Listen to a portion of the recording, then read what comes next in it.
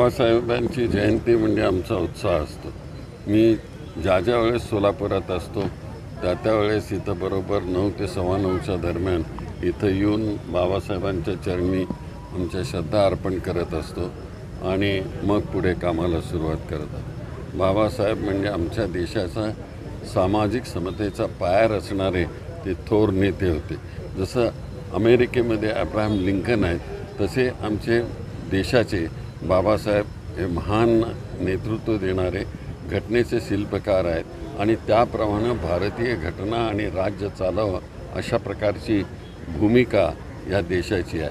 पण काही लोकांनी ही घटना बदलण्याचं काम चालू केलेलं आहे. त्याचं आम्ही कधीही ते होऊ देणार नाही.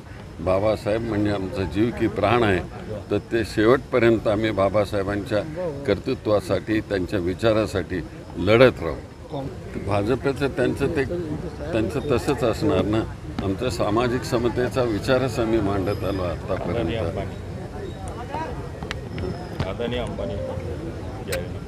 सर, आणखी एक महत्त्वाची घटना आज सोलापूरमध्ये घडती आहे.